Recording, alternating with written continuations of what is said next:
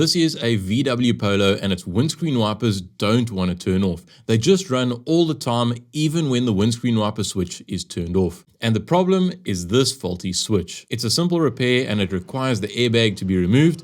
It's a little bit tricky if you've never done it before, but not to worry, I will show you exactly how. These are the tools that I used. A Torx T25 screwdriver, small flat screwdriver, a 1/4 inch T-bar handle, a number 10 socket and ratchet, a torque wrench, and an M12 triple square spline bit to remove the steering wheel bolt.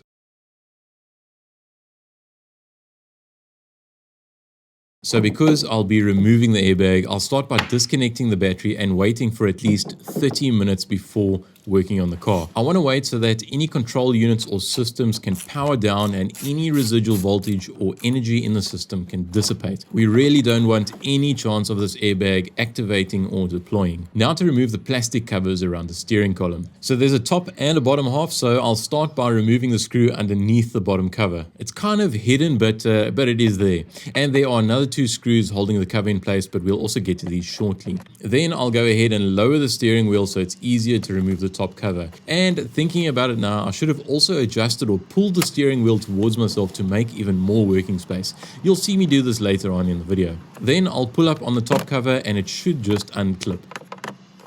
So this is the next screw that needs to be removed. Now to get access to it, you need to turn the steering wheel to the right about 90 degrees.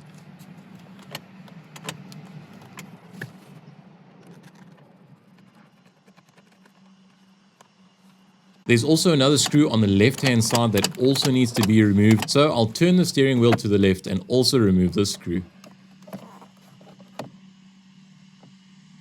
And after doing that, now the lower cover should be loose, so I'll straighten the wheel and remove the cover. And this is also where it would have been better to adjust the steering wheel towards myself to create more working space.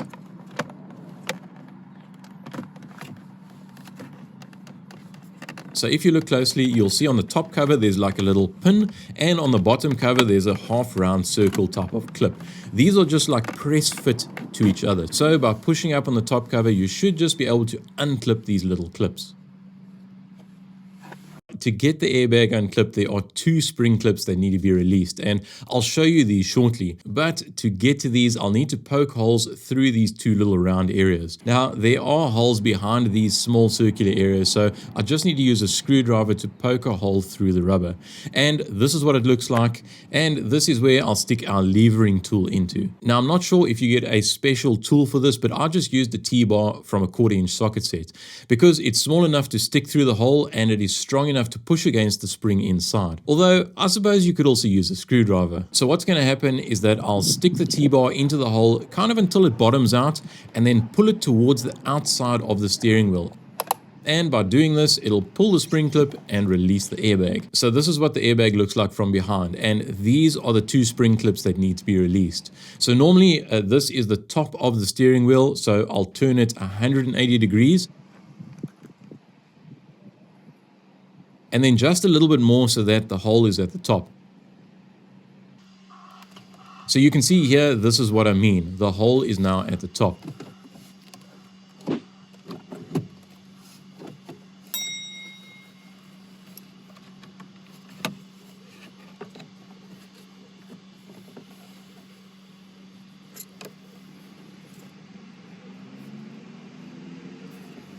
Then when I stick the T-bar through the hole until it bottoms out, it goes into the middle of the spring, and then I push the spring towards the center.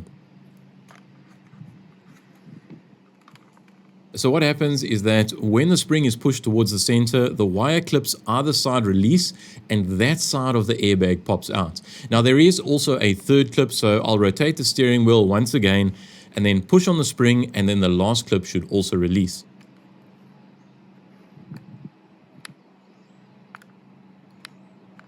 So that's what it looks like from behind the steering wheel and inside the hole. You can't really see what's going on. You kind of just have to feel your way through it. So here we go. I stick the tool in and I pull up towards the outside of the steering wheel. And you can hear that the clip released and half of the airbag should now be out.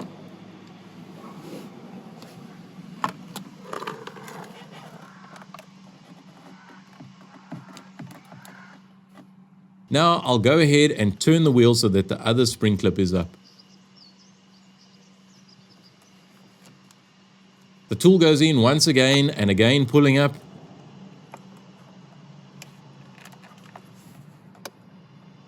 And the airbag is free.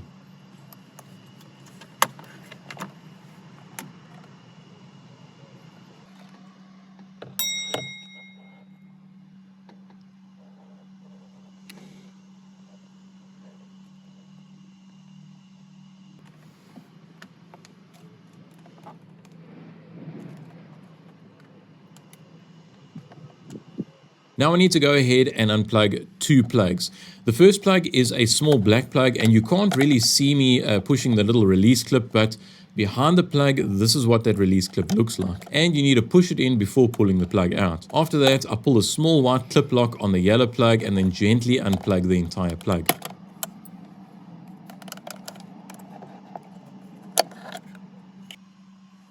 So now I'll go ahead and remove the steering wheel bolt using an M12 XZN triple square spline bit. Hey, what a mouthful. And when I'm doing this, I'm not turning against the steering lock. I'm holding the wheel with my other hand while cracking the bolt loose. Now, something important to note here, before pulling the steering wheel off, I need to note the position of these two small marks relative to each other.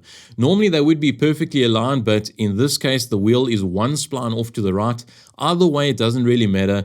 Just put it back on the same way that it came off. Now, to remove the wheel, I'm rocking it side to side slightly and it should easily pull off. You'll also notice that the steering column is still pointing straight up towards the plug above it. And if you look closely, you can see this by the indexing mark. So I'm keeping everything nicely aligned for the reassembly process. Now comes the time I need to remove the clock spring. So this clock spring unit is what connects the airbag and the steering wheel controls to the car while still allowing the steering wheel to turn. So I do this by removing 3 screws, 2 at the top and 1 at the bottom.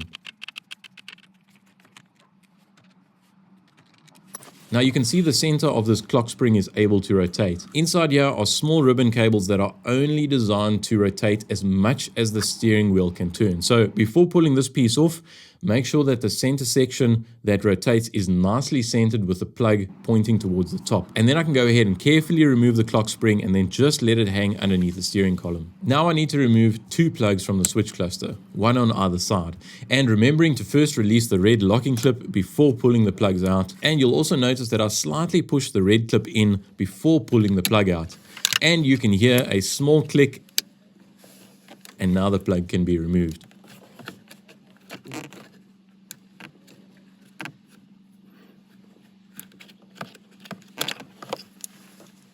The switch cluster has got 3 clips holding it in place, and one of the clips is hiding underneath. And all I use is a small flat screwdriver and be gentle with this clip. Of course, it is only plastic and I really don't want to break it. Then at the top are another 2 clips. And once these have been released, the switch cluster should slide right off.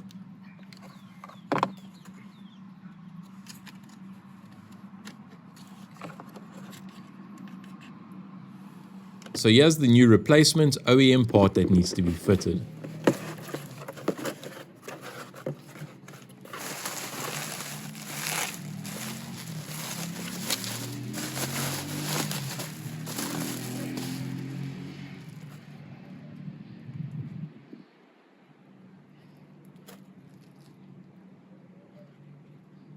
So like the old part was removed, but this time in reverse, I slide the new switch into place and make sure that all 3 clips are secure.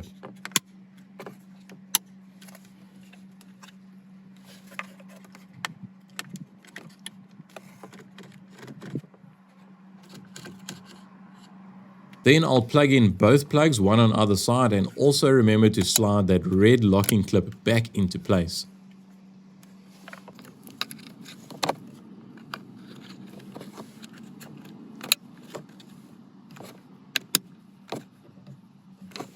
Now before installing the clock spring, it's important to make sure that the left side turn signal stalk is in the central off position. Now I'll go ahead and reinstall the clock spring, making sure that the plug is at the top and then screwing in all 3 screws.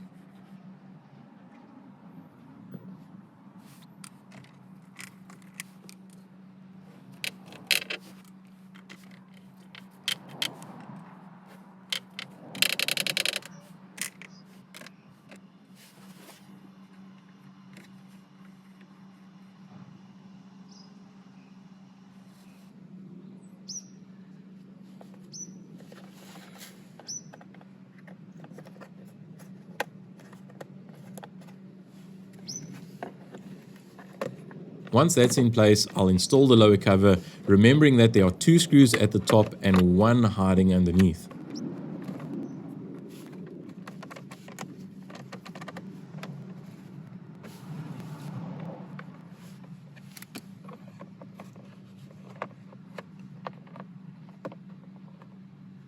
Once that is secure, the top cover can then be clipped back into place.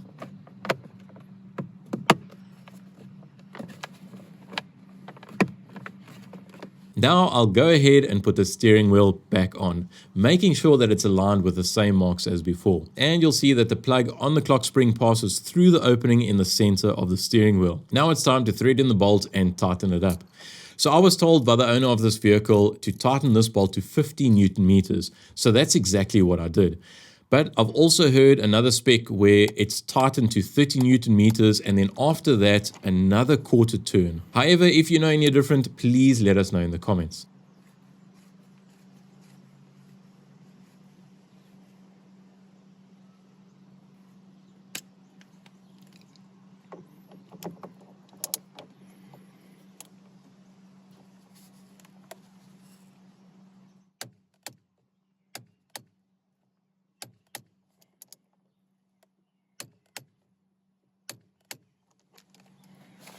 I'll also give the wheel a good shake and pull to ensure that it is secure.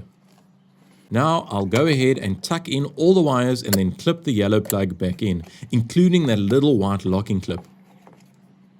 And then also don't forget about the little black plug.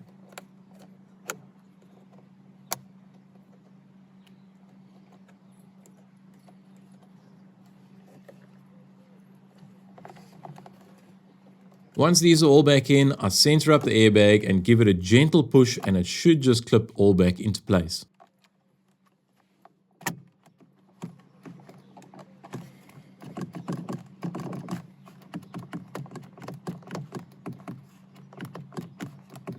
Second last step is to reconnect the battery. And then finally hop back in and test the switch. And as we can see, everything is now working exactly like it should be. In a future video, I might tear down the faulty switch and see if it can be repaired. If this is something that you want to see, leave us a comment and make sure you're subscribed so that you don't miss out. And if you enjoyed the video, please give it a thumbs up. Thanks for watching. We'll see you next time. Cheers.